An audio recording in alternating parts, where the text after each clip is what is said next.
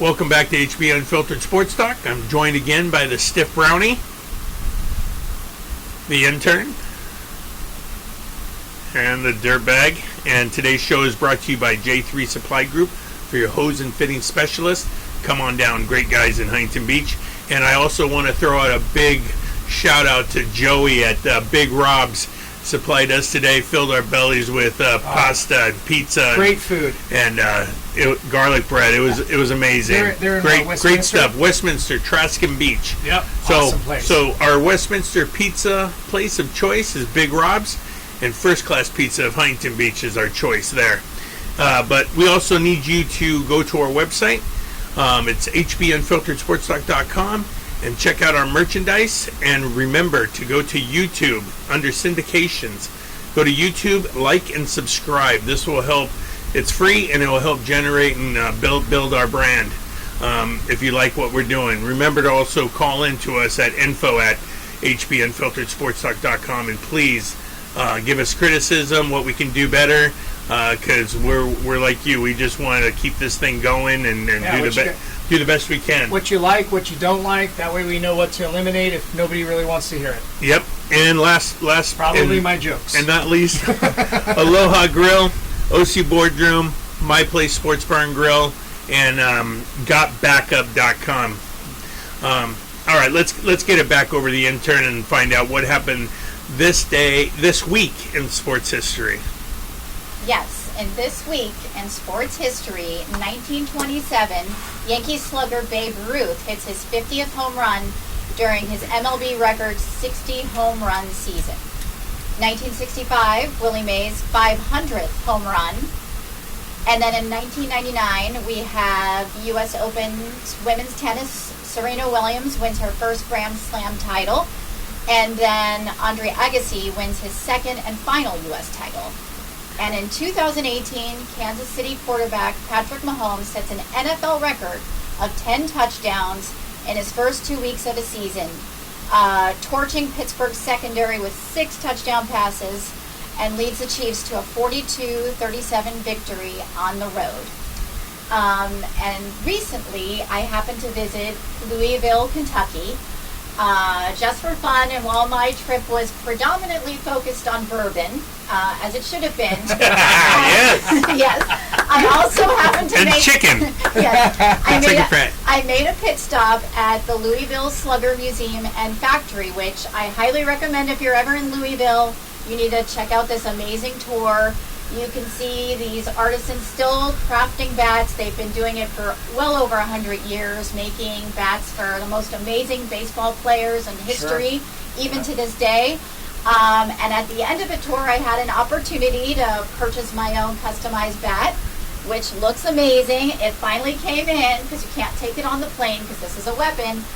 So it was shipped, and HB Unfiltered Sports Talk, this beautiful bat. Right on. Yes. Right on. Awesome.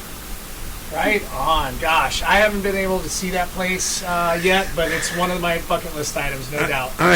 My bucket list is so huge. I can't fill anything lately. Wait, what was there was a restaurant, right, that was involved in this as well, or was that just with the betting stuff? No, that's what the man said. We're gonna get to that later. All right. That's to dangle something out there later for the fans. Well, hey, we've been making a lot of money betting on baseball, and since we're talking about baseball, let's just get through it real quick. Yep. This weekend series that I love: Houston at Kansas City, Atlanta at Miami, Philly at St. Louis, San Francisco Giants at Colorado. So please enjoy Houston, Atlanta, Philly, and San Francisco wins. I'll personally be watching arguably, maybe the AL Championship Series, Tampa Bay at Baltimore. That's going to be a great series this weekend, so I'll be watching that, and there you go. So Tampa Bay's falling, though, to me. I mean, they're not as hot as they were, but they're not cold either. No, you're right. They're the top seed. The team that's intriguing me that's getting hot is the Twins. Yep. The Twins are looking good, man. This Royce Lewis, that guy had 3 Grand Slams in 8 games. Except for today when Stiffy B put some money on Tampa Bay and we won. Oh, yeah. Hey, that's what we want, right? And remember, I told you guys this the last 2 podcasts. Look for the pitchers that are over the number 50, They are usually AAA call-up. Take the other team and take the over. Especially if it's a day game in the Midwest, it's going to happen. Yeah, It's easy money. when you see the number 78 or 91 on the back of And they've somebody. thrown 7 innings. It's like, yep. Right. I mean, if you don't know who it is, neither do I, and that's why we bet against them. Yep, and they're only bringing them up because the other team has no chances of making the playoffs, and they want to give a little limelight to their young player and see what they got. For sure. So I definitely. But before we get to college football here, I did want to let the listeners know that I'm already up 1-0 on the Dirtbag as total points in our fantasy league scoring wise. I lost, but I scored 10.2 more points than you. So, Did I win? No, you did not. Oh, that sucks. But we're playing each other this week. All right, I like it. You know, I forgot to tell the listeners. We talked about this. I had the number 2 pick, and I finished with the second best pick draft according to the website, and he finished 9th. And I forgot to tell him, when you finish 9th, don't be surprised. that's all I wanted to throw that. Well, right now we're both 0-1, and technically Okay. I'm beating you because I scored 10 more points than you did. All right, cool. Hey, all I care about is staying healthy, man. Can you imagine being a fantasy football owner and your quarterback's Rodgers? Well, that's the whole point. That's why you don't ever draft a bench. Yeah. And that's why your team is what it is. What are you talking about? I still got bench players. There's plenty to go around, and there's this thing called free agency. Please. All right, let's get on to some college football. Yeah, college football. I'm loving this college football. The first couple of weeks, there's only been a couple good matchups, a couple good upsets. Clemson, they obviously got handled by Duke and fell out of the top 25, rightfully so. And then also TCU losing to Colorado 2 weeks ago, lost. Well, then Colorado boat races Nebraska. You know what? I mean, Nebraska, that guy, Jeff Sims, stinks. He's thrown the most interceptions, most turnovers. He is not a quarterback. That guy needs to turn himself either into a receiver, running back, cornerback, safety, something else. The guy's obviously athletic, but he cannot read a defense. He throws way too many picks. I don't know about you, but when Colorado goes into TCU, who had just playing for the national title, and does that. Yes. And they have 87 new transfer students due to the portal. Yes. And they only have 7 penalties. Yes. Dion, I'm a believer. I'm a believer too, and you know what? That is excellent coaching. I normally don't care for Dion because he's arrogant. He was through his whole career, but you can't deny greatness. The guy is doing it at the coaching level now.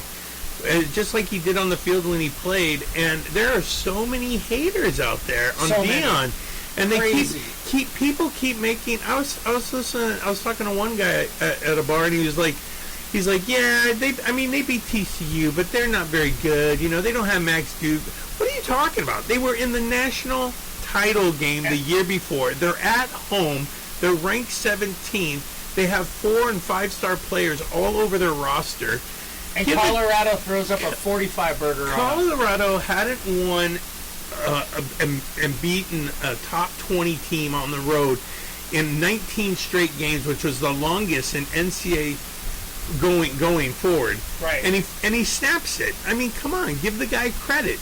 Yep. His son is looking awesome. His son is looking good enough to where I think he's going to get drafted. Yeah, and he's going to probably win the Heisman. I mean, if he can keep up this pace, I don't think he can keep up 500 yards a game, but no. I mean, they've got some athletes. They're having fun. They're confident. It's all the recipe for success. All of it. Hey, man, obviously I bleed Cardinal and Gold. I'm huge on SC. I really see them being like 6-0 facing each other. USC's going to have to go to Colorado. That is not going to be an easy. Yeah. That I can honestly see, Colorado winning this. Yeah, especially when Dion makes a couple calls, and all of a sudden on the sideline you have a bunch of other Hall of Famers, Troy Aikman, and whoever else. He's bringing them all in. That's the other cool thing. So no matter what people think about Deion Sanders, when I watched that game on Channel 11 on Fox, sorry for other people that have it on a different station out there. When I was watching it, it was absolutely electric. I hadn't seen Colorado look that awesome and vibrant and just how where the Jets were before that that balloon got deflated. But just all the stars coming out, the fans, the student body, Colorado. It's like the best since Cordell Stewart was there. And this weekend, don't they play Colorado State? Oh, they're gonna absolutely murder them. I love that point spread. Yeah, what is it? It's only like 18, right? It's not a lot, but they're gonna absolutely. Colorado's gonna murder. Colorado State stinks. Horrible. The Rams are a horrible product for the last 3 years and counting. Yep. Right after they built their brand new stadium, they stink. Yep. So, and then, hey, I'll give kudos to your team. Went down and beat a good San Diego State squad. Yeah, I was actually shocked about that. I stayed away from the game because San Diego State notoriously has usually a really good offense. They have a really good running back usually, and I didn't know how he would be playing, but we came out with the win, so that's shocking and awesome, and I love it. I think Dante Moore is the answer at quarterback. I know he's only a freshman, but he plays much better than the other kid already. What are your feelings on Chip Kelly? I'm mixed on him. I really don't care for Chip Kelly, but the bottom line is he can recruit. Let's give him this season. See what he does going into next season, the Big Ten. But I want to give a shout out because I watched the game and I'm friends with Tim Loy, and his son Logan had a game, man. Oh, really? Okay. He had a touchdown, 77 yards, but he had this unbelievable catch by the sidelines. They tried to challenge it, the Aztecs, and they lost. That's because he caught it and he got a foot in. I love so that. Well done, Logan. Are there any big games this weekend that you're really focused on?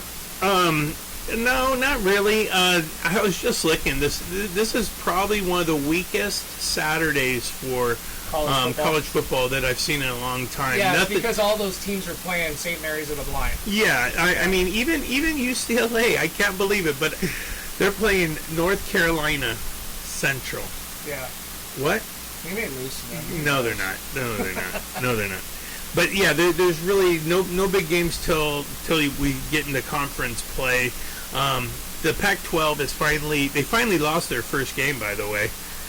Really? Arizona lost in like double overtime to Mississippi State at Mississippi State. It's because that was by far their toughest game out of conference. Arizona's playing Mississippi State, an SEC decent school.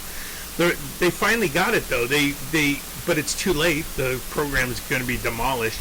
But they finally got it. They decided to start playing some cream puffs, just like the Alabamas and the Georgias and the Floridas of the world. Sure. They've decided, hey, we'll go play San Jose State. We'll go play Nevada. We'll go play North Carolina Central. We'll go play Oregon State played UC Davis. I mean, these are easy wins, and now I get why the SEC does it, because the Pac-12, you can shit on them all you want.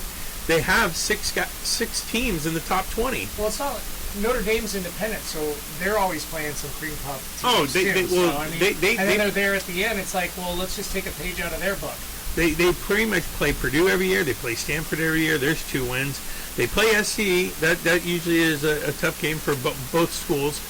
But like you said, the Notre Dame plays Air Force. Oh, they play Boston College every year, and then they play Air Force. They play Navy. They play what's the other school?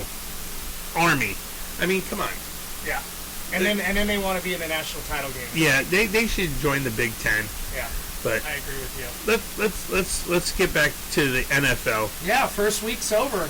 Wow, we had a couple crazy injuries, and that's one thing that I want to talk about on the gambling side of things. Did you know that the teams since 2010, teams that have lost by double digits in week 1 are 51 and 33 against the spread in week 2?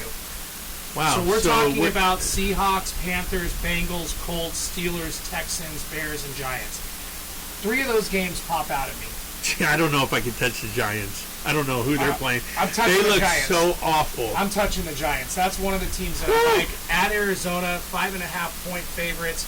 I like the Bears at Tampa Bay. I think they're going to bounce back, and I don't know why, but the Cincinnati Bengals and the Baltimore Ravens, no matter which team is bad or which team is good, and look, Cincinnati looked really bad against the Browns last week.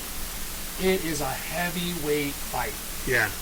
So, dude, let's go. We're talking about gambling and the NFL. It was 3.5, and and the over was 44.5 in that Dallas Giant game. And here the Cowboys do their job. They score 40 points. Yeah. And a lot of Cowboy fans love taking Cowboys in the over. But what happens? That's right. You need the Giants to score at least a field goal. Right. Didn't even get a field goal. So here's why this is what's going to help our audience in gambling. The days of taking the spread on the NFL because of the parity and, to be honest with you, the riggingness of the NFL officials. I like the word riggingness. Yes. Teasers is the way to go. And personally, what Sticky B does is I take usually 3 or 4 games, and there's a way that they call it round robin, where it's like 1 and 2, 1 and 3, 1 and 4, 2 and 3, 2 and 4, 3 and 4. So you have a bunch of different two-team parlays, essentially. Right. But what you're doing is you're teasing them. Okay, so you're going to get 7 points. And the magic number that you're looking for is the 2.5. The pick 'em, like a half point or 1 point. Or it goes over to the other side and it's plus 3.5. Right. Or it's 6.5. Or it's plus 7.5. Right. You're looking for those numbers on those teasers.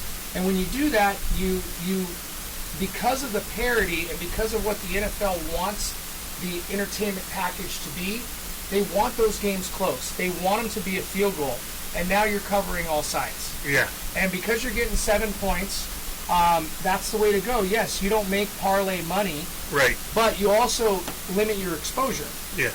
So remember that, guys. Look at the numbers, and when it's those magic numbers of 7.5, 10.5, minus 2.5, stuff like that, that's what you want to pair the teams with. Gotcha. I love it when they're at home as well. Gotcha. There you go. Make some money. Let's do this. Have a good weekend.